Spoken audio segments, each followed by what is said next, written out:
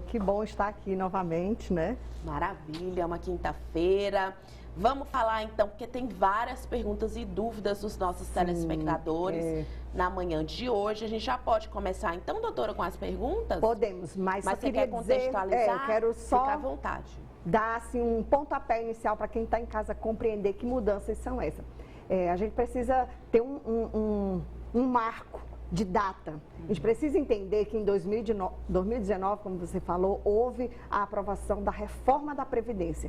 Com essa aprovação, praticamente não, literalmente acabou a aposentadoria por tempo de contribuição. Ficou realmente só a aposentadoria por idade. E a Constituição Federal estipulou, né, uma idade. Que idade é?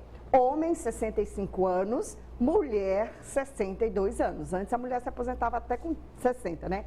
Mas a idade mínima para as mulheres se aposentar seria os 62 anos. Ora, mas se houve essa reforma, é preciso que aqueles que estavam próximos de se aposentar, Raquel, não sofressem um golpe muito duro. Então surgiram as regras de transição. E este ano de 2023... mais uma vez, alterou a idade da mulher.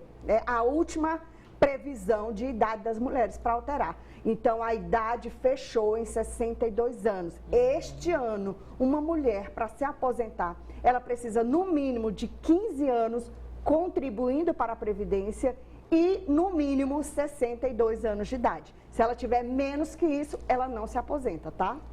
Tá aí, então já responde até um pouco da primeira pergunta do Genô, né? Quem tem direito à aposentadoria por idade?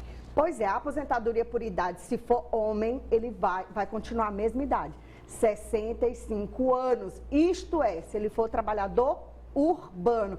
Se for um trabalhador rural, são as mesmas regras. 15 anos de trabalho rural, mais 60 anos de idade, homem, 15 anos de trabalho rural, mais 55 anos de idade, mulher.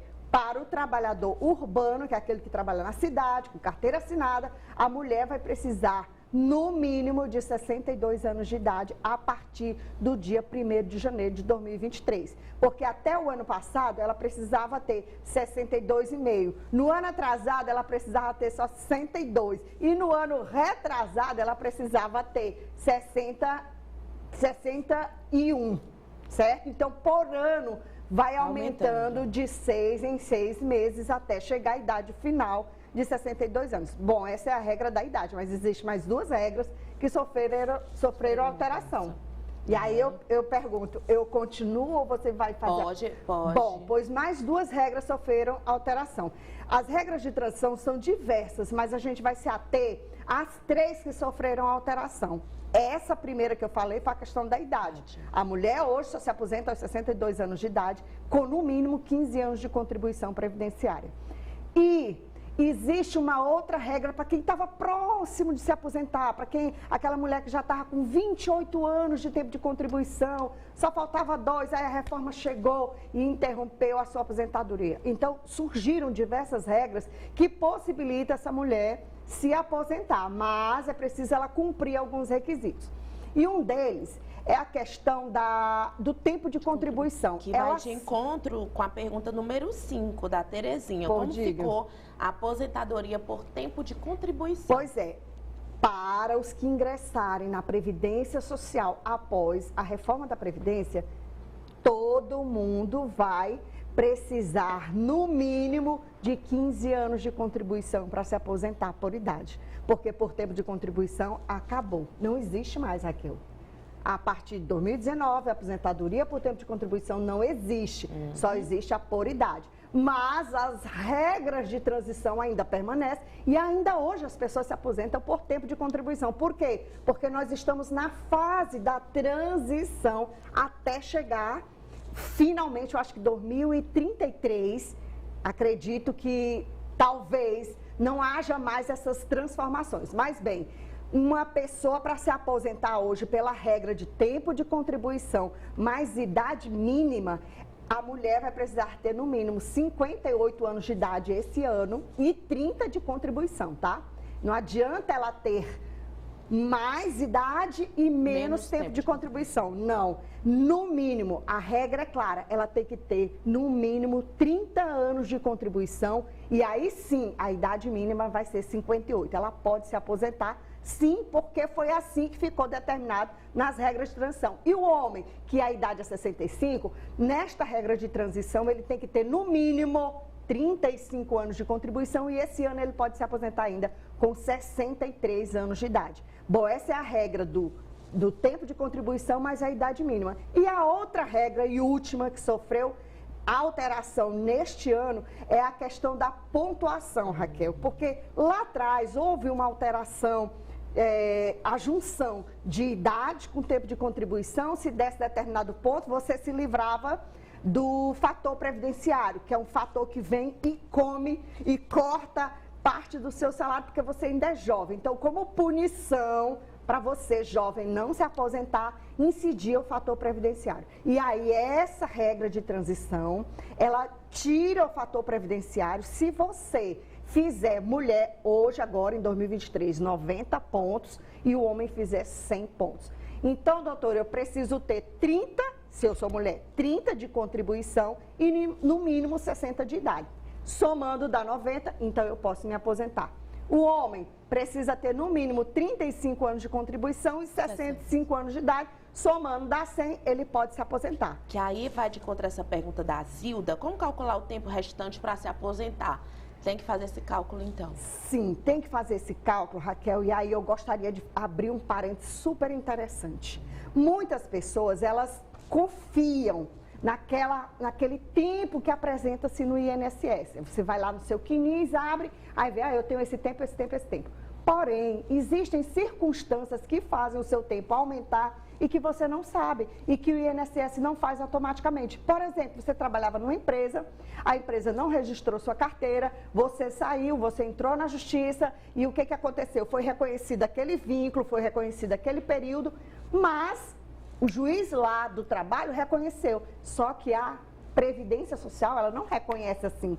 Teve uma sentença, aumentou 5 anos e agora vai passar para o meu CNIS, vai passar para o INSS. Não, você precisa levar essa documentação para colocar no teu CNIS lá no INSS. Às vezes você trabalhou em condições especiais, não tem lá no seu CNIS, precisa converter o tempo. Às vezes você trabalhou na roça, mas não foi computado também, né? Você já começou com carteira assinada aos 18 anos, mas para trás, você trabalhou na roça com 12, 13, 14, 15 anos, e isso é perfeitamente colocável dentro do seu CNIS. Então, aquele tempo que você abre o INSS e vê, muitas vezes não é o tempo real. Você precisa procurar um advogado especialista para saber se de fato você tem esse tempo. Então, para esse telespectador que perguntou, doutora, como é que eu calculo o meu tempo? O seu tempo de contribuição leva em consideração toda vez que você desenvolveu uma atividade econômica. Toda vez que você trabalhou, esse tempo tem que ser computado. Mesmo que não haja carteira assinada, mesmo que você trabalhou como autônomo e você não contribuiu, esse tempo pode ser indenizado, ele pode ser pago. Você pode voltar a contribuir sobre aquele tempo atrasado, para que você possa computar devidamente o tempo necessário para se aposentar. E aí a Maria Mendes pergunta quais são os documentos necessários à aposentadoria. E aí você, na sua fala você vai colocando, né? É importante a gente ver que muitas pessoas só vão conseguir se tiver com a documentação ok. Lógico, Raquel. O INSS ele é muito legalista. Ele exige a documentação completa para comprovar. Imagino que você é de Oeiras, né, Raquel? Isso. Imagina, vamos imaginar que eu sou você... teresinense, mas tem raízes em Oeiras, né? Mas imagina, vamos supor, né, que você morou em Oeiras e quando você tinha 12, 13 anos, seus pais levavam você para a roça. Eu estou supondo, não, sei que não é assim, mas levavam você para a roça. E tem documentos, tem fotos, tem documentos do seu pai que comprova que ele trabalhava em regime de economia familiar. Então, Raquel, você que é jovem, você pode pegar provas desse tempo, ou seja, eu trabalhei, doutora, dos 12 até os 15 anos, eu trabalhei na roça com meu pai, colhendo feijão, colhendo arroz. Você pode levar esse tempo para o INSS? Perfeitamente, desde que você tenha provas. E se o seu pai era lavrador, se você constar lá na lista dele como familiar, então você pode pegar esse tempo e levar. Então a contagem do tempo, ela é muito personal, é muito personalíssima, melhor dizendo, tá, pessoal? Ela é muito personalíssima, vai depender de cada pessoa. E aí é muito importante ter um profissional que realmente vai te garantir, vai te ajudar com tudo isso. E tem duas perguntinhas aqui. Uma é da Raimunda, que diz: dona de casa tem direito à aposentadoria? Sim, dona de casa tem direito à aposentadoria, mas se ela contribuir. Se ela não contribuir, Raquel, não existe a menor possibilidade de alguém se aposentar sem contribuição.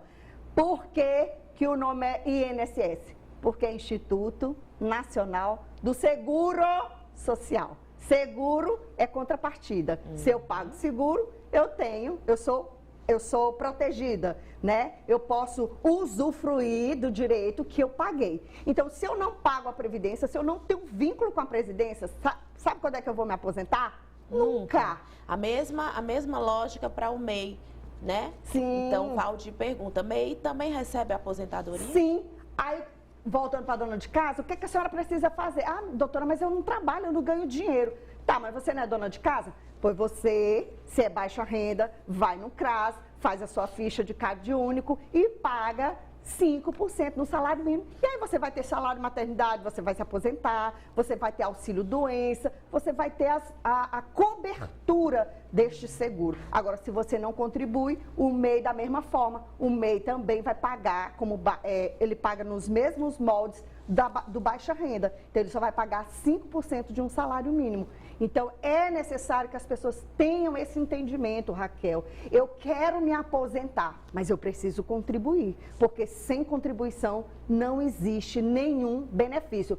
Ah, para não dizer, mas eu conheço gente que nunca pagou e se aposentou. Não, ele não se aposentou, ela não se aposentou. Ele recebe um benefício assistencial, que é dado para todo aquele que não contribuiu para a Previdência, chegou à invalidez, chegou à idade avançada e não tem condições nem de sustentar e nem de ser sustentado pela sua família. Aí, para esta pessoa não morrer de fome, dá-se um benefício assistencial, onde ela vai ter que provar a miserabilidade, vai ter que provar a vulnerabilidade, vai ter que provar a incapacidade do trabalho. Então, é mais fácil contribuir e depois exigir a sua aposentadoria do que ficar esperando completar uma idade e esperando a aposentadoria chegar, que ela não vai chegar sem contribuição.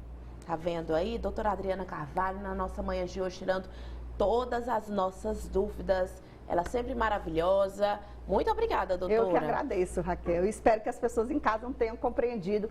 E, pelo amor de Deus, vamos contribuir, gente. Tá vendo aí?